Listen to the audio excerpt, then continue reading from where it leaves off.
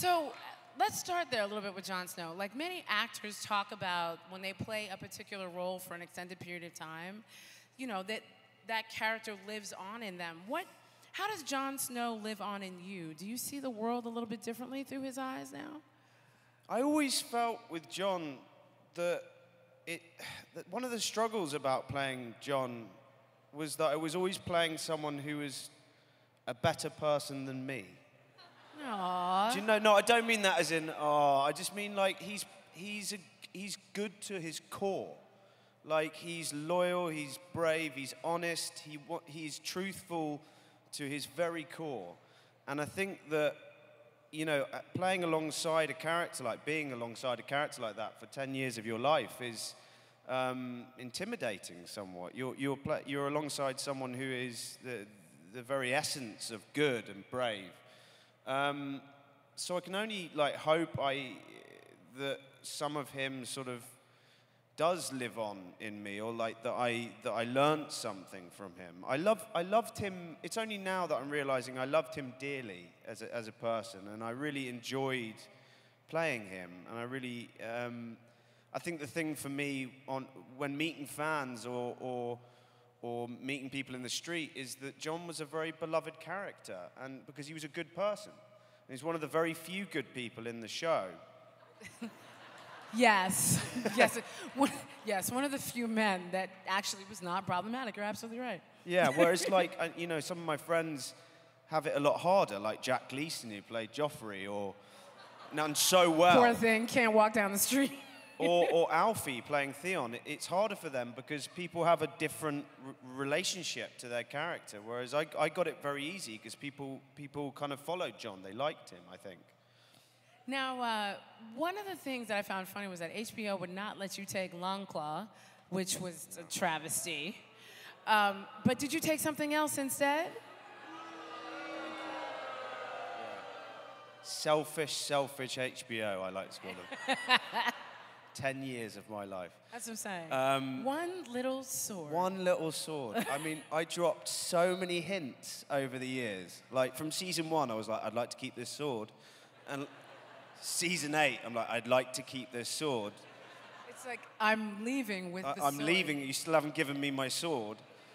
Yeah, no, I didn't get the sword. So now I'm having to call the armorer and I'm getting my own exact replica made. Oh, wonderful. Yeah. And you should bill HBO. Say again. You should bill HBO. I'm going to bill HBO. I'm going to sue them. Did you take anything else from the set? The only thing I took, which is kind of seems quite pathetic now, but it was a kind of snatch and grab job. Like, they took my costume off me so quickly. That was a weird moment. Like, it was the final down set, and I was weeping, I was blubbing. And then they were just stripping me of the costume, and I was like, I feel like you're ripping the character away. That's terrible. So the one thing I managed to grab was his gloves and Van braces, the little bits that go round the gloves. And that was it. So like now I have this image of you just running down the hall with bracelets and underwear. Yeah. Like trying to run back to your trailer as quickly as possible. Yeah. I got a life-size statue of Jon Snow as well from one of there was like a promo where we all come across our statues of ourselves in the crypt, and they asked me, Maisie, and Sophie if we wanted them, and I was the only one who said yes. And so you keep that now where, in the bedroom? It's in my garden shed. Oh, it's in the garden. Yeah. Now, we also know that you're a Harry Potter fan, a bit of a Harry Potter fan. I'm just going to put it out there. I am the biggest Harry Potter fan there is. And Gryffindor, because what else would you be?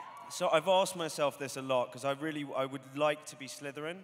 Really? Yeah, I don't would. see it in you. No, I would, but I you. think I am a Gryffindor.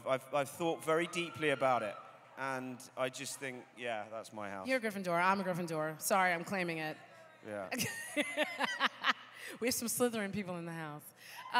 Now, what's your favorite book of the series or a movie? Like, because the movie was an adaptation, so. It's a good question. I think be either Prisoner of Azkaban Yeah, because it got dark. It suddenly took a dark turn, and it turned into like grown-up Harry Potter. Or, I mean, Goblet of Fire is brilliant. That's, you know, I love them all, but Deathly Hallows, those three. But probably Goblet of Fire. Now, what house would you sort Jon into? He's got, Hufflepuff. I knew he was going to say that. That's awesome. Now, something that I saw was that we know you love photography. And we saw you taking some amazing, well, it seemed like amazing pictures on set. Are we going to see any of those pictures? Are you going to publish them in a book? I mean, I'm thinking you have a few people that are interested in picking that up. I wish I'd taken more, actually. Liam Cunningham, who played Davos, he took some amazing photos during his time, which I'm sure he will do something with. But no, I didn't take enough. I'm also very, like, it's one of those things, it's an interest of mine that I keep it mine. You know, I love taking photos. I think it's a brilliant thing. As an actor, you're in different locations, in amazing places. You are around some amazing people, and you're one of the only people that sometimes is allowed to take photos, other than the set photographer. So it seems to me a tool that's definitely worth doing something with. Does it help with your acting as well, like being able to see what the lens sees? Has that helped with your... I don't think it helps for acting, but I do... I love... what I've always loved is composition, you know, and I think that the more I think about it, the more I'd like to try and direct something. I'd like to try and do, just start with a short or something, but I'm more interested in it from that perspective, from a directorial perspective. I have an idea for your first film. That's when Jon goes back and gets his sword. Yeah. Yeah. Puts his clothes back on and gets his sword. I thought about doing like a really sort of dark comedy about Jon Snow just in real life.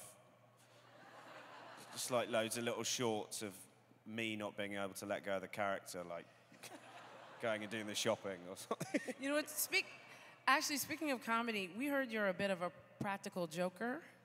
What is the craziest practical joke that you've ever pulled? I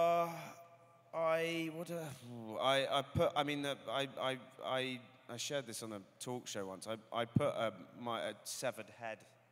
Yeah, I put my severed head in the fridge for my wife Rose to come across. And she's still married to you. Yeah, that was before we got married. So, so she knew what she was in for. Yeah, I don't know why she married me, but she did.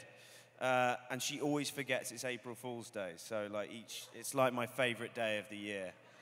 Other than that, we pulled some good pranks in Thrones. I pulled a great one on John Bradley. Really? What'd you do? Yeah, like it was the year he was going off to the Citadel at Samwell, and so he'd been in the Night's Watch gear for like 3 or 4 years, and so we spoke to the costume department, and we told them to put him in the worst costume. Like it had a codpiece. It was I mean, it was awful. It looked like a court jester, like. And then take photos of him and send them to me, David, and Dan. Oh, my God. And he completely bought it. I wish I had the photo to show you. It was great. He was so upset. Yeah, good times. Yeah. Now, if you had to pick a movie that represented the type of comedy that you'd be interested in, which movie would it be? What, one that already exists? Yeah, or, yes, one that already exists.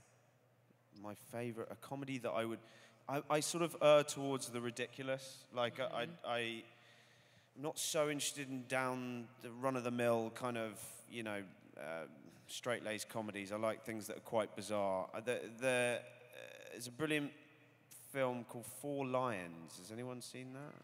Yeah, that type of Christopher Morris type comedy. I'd love to be in an Alan Partridge movie. That's it's all falling on deaf ears. No, because there's like two people. There's like two people in the back. It's like one person's like, yes, Alan Partridge. Something really stupid, you know, like really ridiculous. Now, you were also very funny as Eret in How to Train Your Dragon. How much? Yes, I love that film. And all of those films, actually. How much fun is it to explore animated characters? That's a great gig. That's a Because brilliant. you don't have to do hair and makeup. No, you like rock up in your pajamas. And your wristbands. I'm going to make it sound really easy. It's not easy.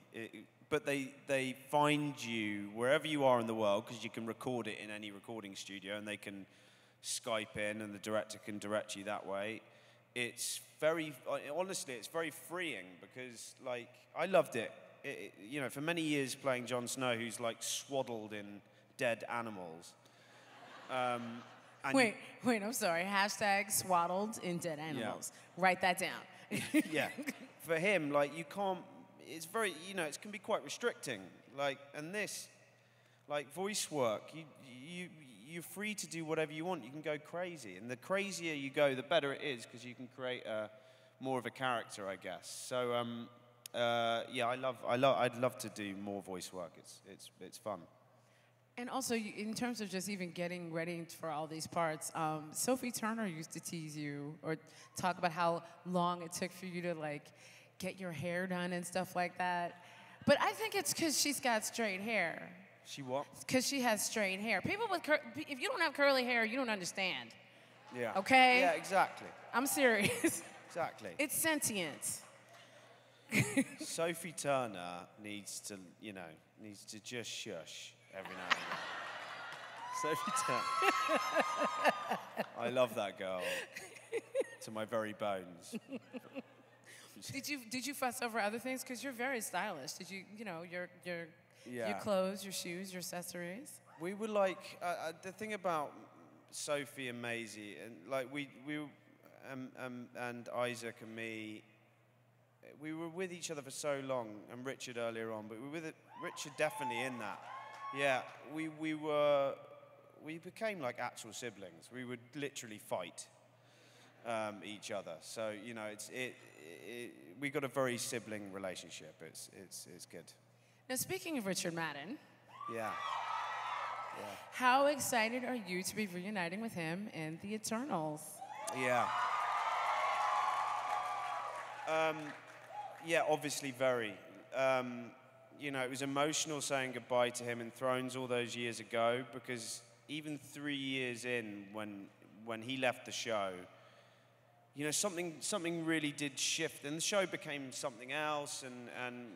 But there was a marker where losing Richard, it really, it changed the show, and some of my fondest memories of Game of Thrones are with Richard Madden, and he's a wonderful man, and he's still one of my very, very good friends, and we're very good friends. Yeah, I think the Red Wedding broke all of us.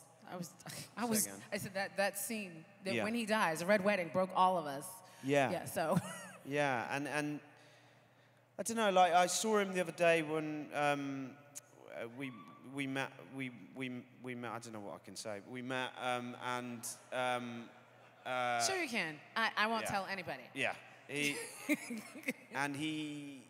very good. So yeah. What are you most excited for in the role of Dane Whitman?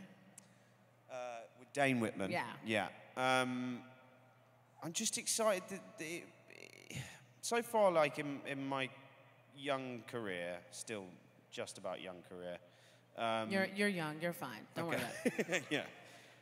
I went from a brilliant play which sort of kick-started my career called War Horse, and I went from that, and then Game of Thrones came along, and that lasted 10 years. And then, just as I said no to War Horse, Game of Thrones came along. As Game of Thrones finished, Marvel came along. And so really what I'm excited about is getting involved in a new world, in a new universe, something that coming here, I can see just how passionate people are about this world. And it's the first time I've met people on that level of talking to them about Marvel, and I'm just thrilled. You know, it's a whole new chapter and a whole new character to start thinking about, and one that, yeah, on you know, without saying too much at all, on the surface, can look a little bit like Jon Snow in who he is in the comics, but actually, I think there's a lot to be done that's different. Is it the cape, or the sword, or the flying winged animal? Yeah. Are you've mastered the Game of Thrones fans, but are you really ready for the MCU? See that? All day, every day. When you go to the grocery store, everything. Yeah, I hope so. I'm really looking forward to it. I'm ready for it for sure, yeah. Now, if you get to do more Marvel movies, and I'm not going to quiz you on which ones, but who would you cast besides Richard? Who would you cast with you, and what role would they play? If you could pick any Marvel character. Oh, I don't know. No, I don't know. I'm not going to go into it. So I'm going to switch over now to some fan questions. Yeah. And I just have to say, you have some of the most amazing fans. Like when I put out on Twitter that I was like asking for questions, everybody, I mean, not only did I get a bunch of amazing questions, but I also had other people that were like, no, you're not going to ask her that. Ignore that question. You're now going to go to this one. Okay. So they self-regulated. It was pretty amazing. Brilliant. Yes. So first question comes from Best of Kit H. So I'm assuming they're a fan. Now, I feel like we kind of sort of answered this, but I'm going to put this together. Who is Kit most excited to work with on Marvel's The Eternals? And how does it feel to be in front of a camera again with Richard Madden? We kind of answered the second part already, but the first part, who are you most excited to work with of that cast? I've been friends with Gemma Chan for a long time, so I'm looking forward to working with her. That will be helpful with your character. Say again? So that will be helpful with your character. Yeah. Well, yeah, I can't, yeah. God. Yeah, I'm not even going to go into this. Richard Madden. I tried, guys, I tried. TWD Super Sons Uni. Y'all need some shorter handles. What was his favorite scene to film with Emilia Clarke? My favorite one with Emilia, I think, was because it was so we had obviously known each other for a long time, but lived in completely separate worlds in this universe that we were in, and what was really exciting was that very first scene where Jon walks into the Dragonstone throne room and sees her for the first time. And this isn't a world where you have Facebook and Twitter and Instagram. Like, he's never seen this woman before, Daenerys, but he's heard about her, the Dragon Queen. And for us, for me and Emilia, it was really exciting because we'd been friends for 6 years and seen each other's work, but never got to meet. And so there was a lot of hype that day on set. It was really, and I thought it was a beautiful scene. It was a beautifully written scene, weighted scene, you know, that they're testing the water with each other. Instantly you can see that there's some attraction, but they, you know, they've got their own agenda. I loved that scene. I loved doing that scene with her. Well, we did too. Great. That was amazing. Jackie Talk Nerdy asks, please ask him if he has any plans to open an Instagram account. We need you to get on social media, honey. Come on. No. He's like, I'm joining the MCU. Are you crazy? Yeah. No. Absolutely not. Flossie Rambles asks, Kit is rather a popular choice among fans to play James Potter or Sirius Black in a Marauders prequel to Harry Potter. Should the opportunity arise, would he take it, and which role would he prefer, James or Sirius? I'm asking him. Snape. Whoa, I wasn't ready for that. Wow. Wait, why Snape? Snape's the best character ever. Like, he's like, Snape's the storyline of Snape, Severus Snape, is the most tragic, wonderful, brilliant. He's a character you hate and then end up loving. Like, he's just phenomenal. I don't think I'm right for him, so I'll play Sirius, but whoever gets to play Snape, that's a great character. I think we're all going to try and vote for you to get Snape. And so we have a mission. He needs to play Snape. We need to get Longclaw. There's a mission happening after this. Yeah. This next one, Kit Harington BR. This is a Brazilian fan. I have panic syndrome and depression. This is getting better, I promise. Kit has helped me and inspired me every day. I want to know who inspires him and why. It's really thoughtful. Well, that's a lovely thing to hear. Rose. Aww. Yeah. My wife, Rose, inspires me every day. Does it help being married to somebody in the business because they get the ins and outs of it? Does that help? It does and it doesn't. I mean, it's a tricky, if you're filming, both of you, you're away a lot. So it does, in that you understand that you have to be away a lot, but it's hard if both of you are working. And one of our last fan questions, Vedant123. Out of a huge show like Thrones, and now going into another huge franchise like the MCU, what is he most excited of, and what is he dreading the most? I am most excited, I think unlike a lot of people who go into something like the MCU, they haven't had experience of maybe a franchise that big. I've lived with Thrones for 10 years. I know a big franchise and something that's created a world and has a huge fan base. So for both reasons, I'm excited and terrified. Like, I know the responsibility of actors who came into Thrones knowing that they're playing a beloved character and that they had a responsibility to the fans and to people to do something with that character and for me, looking at this new universe, I'm prepared because I've been part of a universe, but I also have been part of a universe, so I'm terrified. But you also know what to ask for now. Let's start with this. You get the biggest trailer. Robert Downey Jr. taught us this. You need 4 trailers. Yeah. By the way, I'm the worst person at that.